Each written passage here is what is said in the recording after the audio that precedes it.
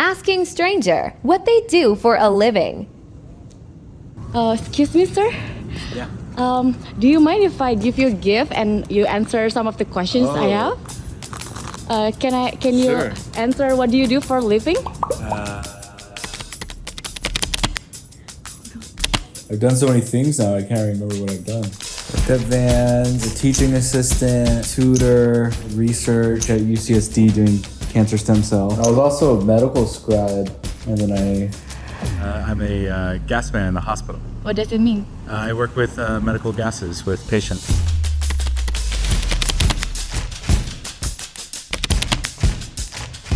I grew up, we led pretty simple lives. My parents worked hard and we grew up in trailers. And as I got older, I started to learn about the world more and I met Jaap. I met Eric's mom right after I finished college and the Army, and I worked in Amsterdam in a mission-type building, and that's where I met about 30 Americans who came over to help. Eric's mom was one of them.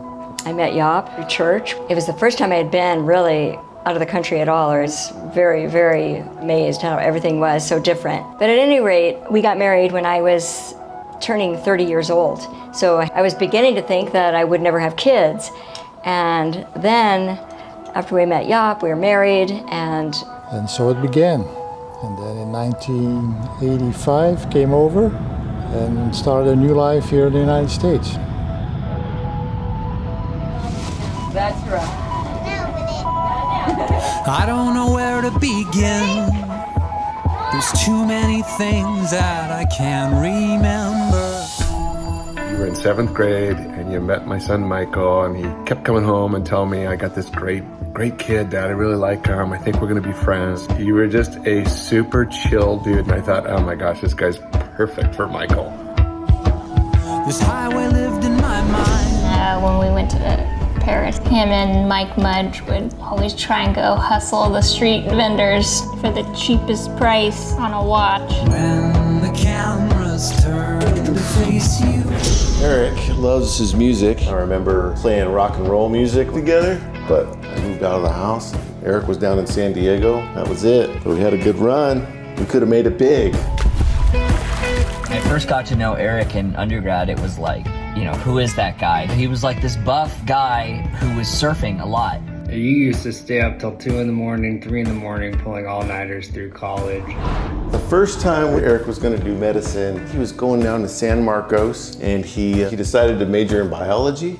Man, one of the big things was studying for the MCAT, and he spent a whole summer living at home just so he could study. Graduates here at Cal State San Marcos didn't let the Cocos fire put a damper on their big day. Eric David von Barschel.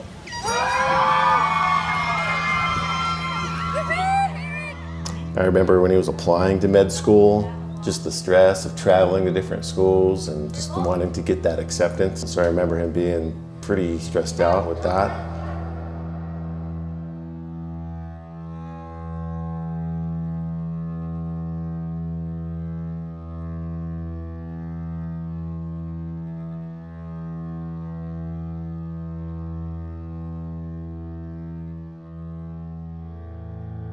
When Eric was applying for med school, even it's hard to get into. And I still remember the phone rang in our garage. I think, Terry, you answered the phone? Mm-hmm.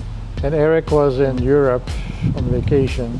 And I think he was already accepted for a place somewhere back east. Virginia, I think it was. But then we got the call from UCR. And they said, wanted to talk to Eric. And I was getting kind of excited. And then they told me, yeah, he's been accepted. And I literally screamed and started running around just, yeah, oh my gosh, thank you, Lord.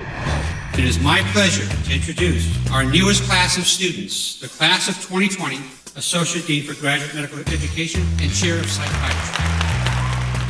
Eric David Van Barsel. That was very wonderful news, because it means he stays local, and that's what he wanted. We were able to meet his friends, his roommates, Yazid Kesbe, Noah Hussein, Aaron Watson. Yeah. Yeah, who wants to go to Virginia? I'm glad he stayed here for all his journey.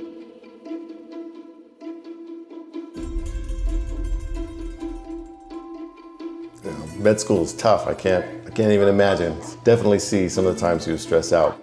I remember Eric studying for hours, coming to Thanksgiving and needing to study, or just being busy doing rotations and things like that. He worked really, really hard. And I know that he said often that he wanted to have more time to come out and visit family, and that he couldn't because he was on rotation or because he was studying.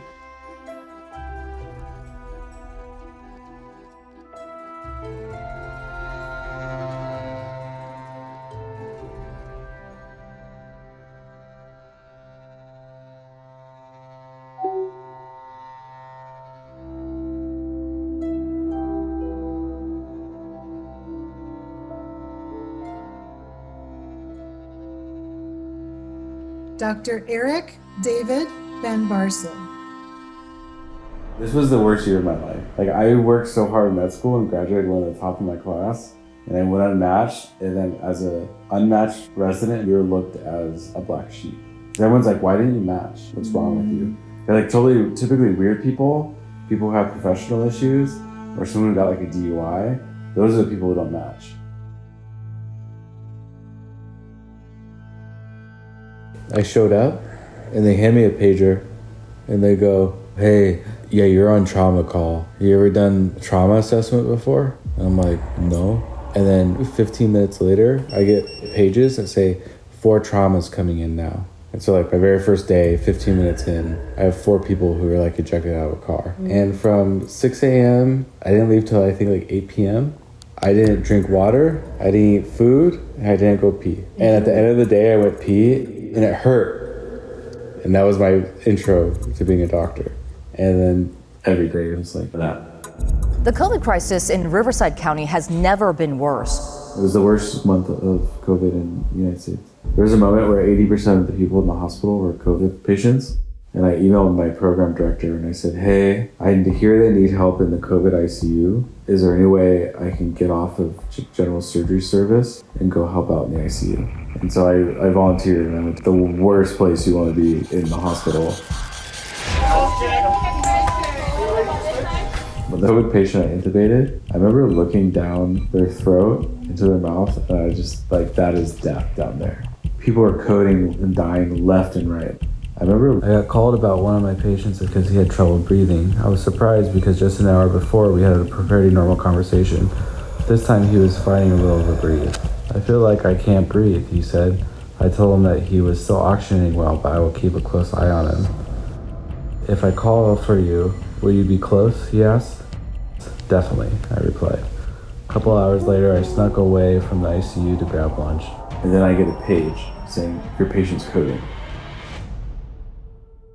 I feel guilty for not being close. He didn't have to volunteer for the COVID ICU, but that was Eric, always wanting to help and care for others and never wanting to take the easy way out, and he did it. We're gonna make it through.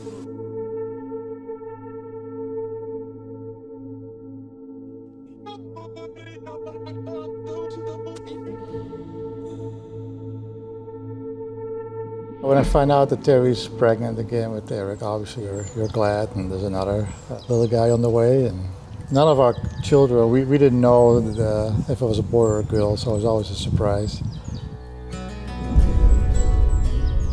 It was 7:30 on a Friday. I remember going in and sitting behind the screen, and the nurses kept asking me if I was doing okay, instead of Terry.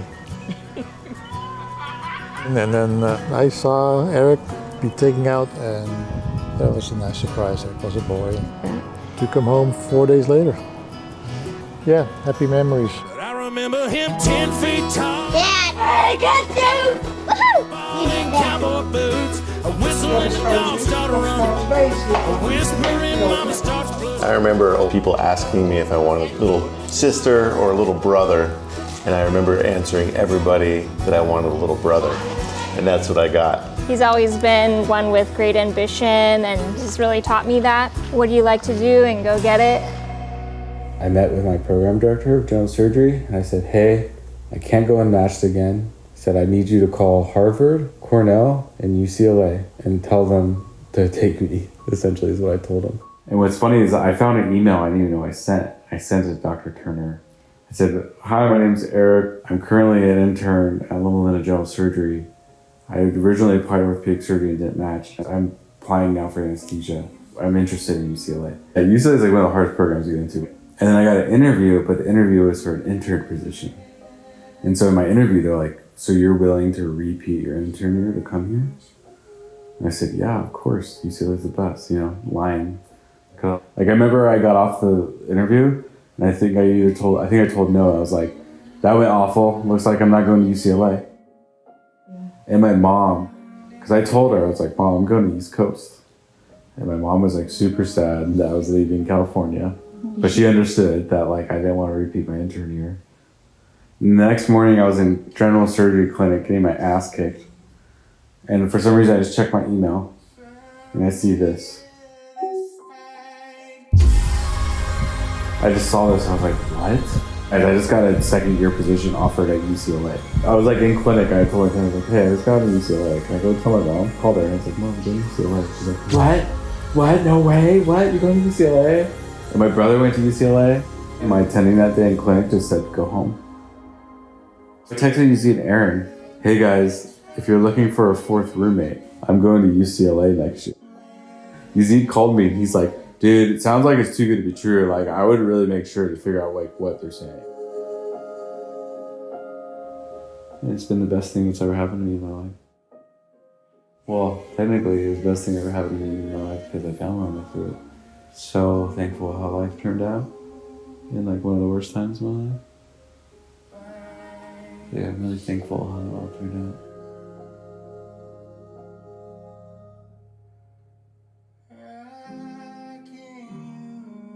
I'm just so proud of him. It's been a long journey and we're finally at the end of the road.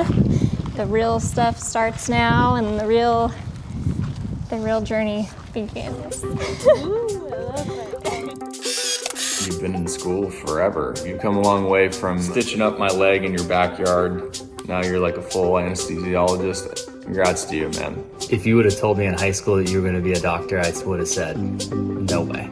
Congratulations. I already told you this, but you're, to me, not only a friend, but a mentor. I'm so proud of you, buddy. Congrats. Love you. An incredible accomplishment. I'm so incredibly proud of you.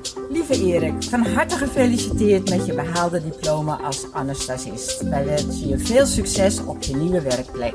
Ja, heel goed gedaan Erik. We zijn erg trots op je and we wish you all the best. One word to describe you would definitely just be my brother, my best friend. You know, we've grown up together, gone through so much together. You know, I'll always be there for you, and I know you'll always be there for me. There's been ups and downs, and I've just watched you progress. It's been really inspiring and awesome to watch. Can't believe you're finally graduating from school, dude. You've been at it for an eternity. Congratulations, doctor. We're really proud of you. We love you. Love ya. Congratulations, homie. You made it. You did the thing. I'm so proud of you. Congratulations, Eric. I know you're going to be an amazing doctor. And yeah, greetings from Leiden, the Netherlands. Congratulations on your graduation, or as we say in the Netherlands, gefeliciteerd. Congratulations, man. The best of luck in your career. Groetjes uit Nederland. Congratulations. Congrats, Eric. Just wanted to say congrats, and what you did is amazing. We are extremely proud of you. Congratulations. Congratulations. Literally, congratulations.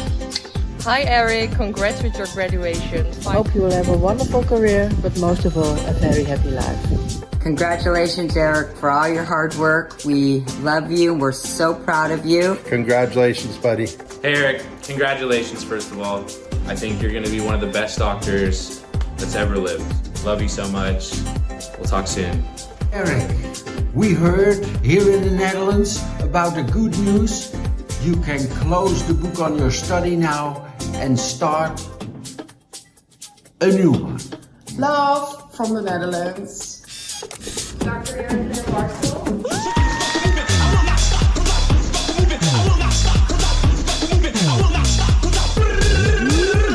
just a great blessing to know you and your family. We love you guys. I'm so excited to see what the future holds for you.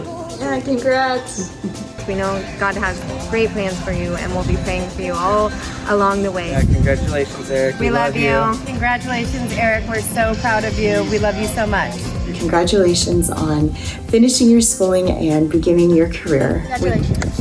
Go, bro. You're really good at this. Good job. Van harte gefeliciteerd uit Nederland. He is kind, he's loving. I love talking to him. Really love Uncle Lee. He's really funny. I think Uncle Lee's cool. Congrats, Uncle Lee MD. You are the best. We love you. Just a comment to Eric saying, my dad is super smart, but I don't know what he's thinking all the time. All my kids are probably smarter than me. If I was smart enough, I would have been retired by now. But instead of that, I'm driving to LA and back 4 hours a day.